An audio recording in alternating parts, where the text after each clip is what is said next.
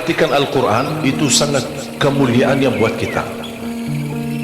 Semakin banyak perhatikan Al-Quran, semakin manfaatnya buat kita. Contoh, ayat Al-Kursi, satu ayat. Rasulullah SAW bersabda, "Man qara'a ayat Al-Kursi dubura kulli salatin laysa bainahu wa bainal jannati illa an yamut." Barang siapa yang membaca ayat Al-Kursi setiap habis salat fardu, tidak ada sesuatu yang mampu menghalanginya masuk surga. Ayat Al-Kursi ini satu ayat menjaminkan kita masuk surga. Kalau satu ayat menjaminkan kita masuk surga, gimana suratul Baqarah seluruhnya? Gimana lagi 30 juz Al-Quran? Kata Siti Aisyah radhiyallahu anha, jumlah tingkatan dalam surga Allah sesuai jumlah ayat Al-Quran. Oleh karena itu tidak ada yang lebih tinggi di dalam surga Allah daripada Ahlul Quran. Karena nanti Ahlul Quran ketika masuk surga, Allah suruh baca dan naik. Baca sebagaimana kamu baca di dunia, dan naik posisimu dan darjatmu di dalam surga. Baca naik terus, baca naik, sampai bersama Nabi Muhammad di darjat yang tertinggi di dalam surga Allah. Ini semua berkat Al-Quran. Belum lagi syafaat Al-Quran, belum lagi anak penghafal Al-Quran menghadiahkan 2 mahkota untuk kedua orang tuanya, belum lagi setiap satu huruf dapat 10 kebaikan, belum lagi Al-Quran akan menemani kita saat sakratul maut, belum lagi Al-Quran akan temani kita saat menghadapi mungkar nakir di dalam kubur, belum lagi saat dibangkitkan oleh Allah akan bersama Al-Quran sama kita, belum lagi saat dihisab Al-Quran akan menemani kita, belum lagi saat kita berjalan di atas sirat Al-Quran masih berkenan menemani kita sampai ke pintu surga. Bahkan ketika masuk surga Al-Quran tidak akan tinggalkan kita, masih terus masuk bersama kita di dalam surga sampai naik derajat yang tinggi di dalam surga Allah Subhanahu wa taala. Kewajiban kita cuma satu, coba berapa panjang balasan Al-Quran sampai ke surga, tapi diminta cuma satu, berkenan menjadikan Al-Quran teman kita di dunia.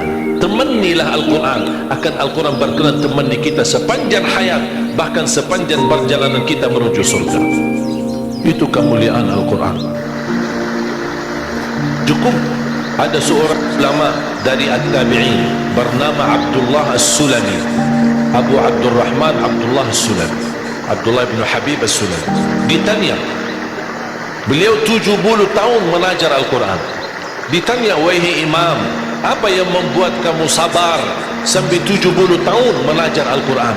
Kata beliau, yang membuat aku sabar dan minat menjaga keistiqomahan, bersabda Rasulullah sallallahu alaihi wasallam, khairukum man ta'allama al-Qur'ana wa 'allamah, sebaik-baik manusia yang mempelajari Al-Quran dan mengajarnya. Itulah ingin saya menjadi orang yang baik bagi manusia, sebagaimana bersabda Rasul, itulah yang membuat saya sabar dalam mempelajari dan mengajar Al-Quran. Siapa yang tidak mau jadi manusia yang terbaik menurut Rasulullah sallallahu alaihi wasallam? Itulah bersama Al-Quran. Mohon maaf, siapa Ali Jabir? Hamba yang biasa, banyak kekurangannya. Yang Allah anugerahkan kemuliaan bukan karena siapa-siapa, tapi karena Al-Quran. Dihormati, didepankan, dan semua orang penghafal Al-Quran, berapapun usianya, dihormat, didepankan, dimuliakan. Semua berkeinginan bisa bersalaman. Kita melihat dan menonton acara Hafiz Indonesia, jangankan anak-anak, bahkan yang cacat luar biasa Allah tunjukkan bagaimana kelebihan Al-Quran. Yang buta bisa hafal Al-Quran, yang lumpuh badannya dan jasadnya seperti Alana yang tidak bisa jalan hafal Al-Quran. Naja yang luar biasa dahsyat, otaknya terganggu tapi bisa hafal Al-Quran. Dia tidak bisa baca, kasih Al-Quran suruh baca, dia tidak bisa baca. Tapi ditanya, tes hafalannya, hafal. Berapa ayatnya? Hafal. Nomor berapa? Hafal. Kanan kiri hafal, atas bawah hafal. Allah menunjukkan kepada kita,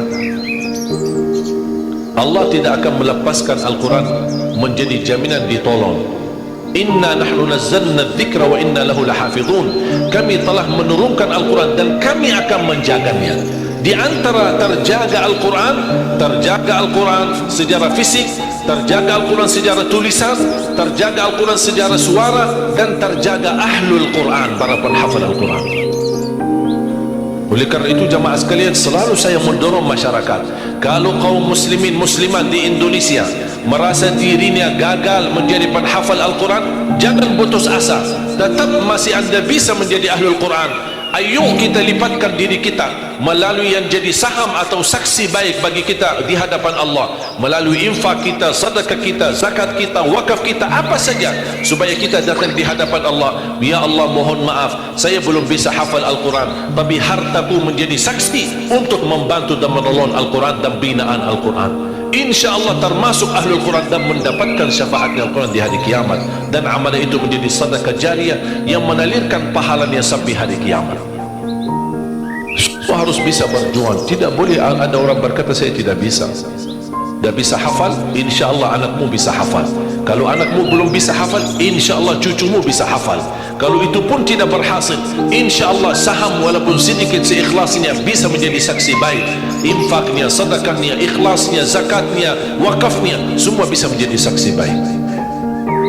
Karena kita mendapatkan sebuah kemuliaan Al-Quran. Al-Quran kitab suci yang tidak ada keraguan di dalamnya. Sayang sekali kita bisa kehabisan berhari-hari tidak baca Al-Quran. Saya harap insyaAllah mulai hari ini kita komitmen untuk khatam Al-Quran. Siap? Sedikit demi sedikit istiqamah lebih baik daripada banyak tapi terputus. Dan itu bersabda Rasulullah SAW, khairul amali adwamahu wa inqal, sebaik-baik amal sedikit tetapi istiqamah daripada banyak tapi terputus. Makanya setiap waktu salat baca 4 halaman, 4 kali 5 sudah 20. Kira-kira cocok? Hah? Siap bu? Mau fikir dulu ya. Kira-kira mau nggak lebih mudah lagi? Masih mau lebih mudah lagi ya? Insya Allah masih ada, jangan khawatir, masih ada.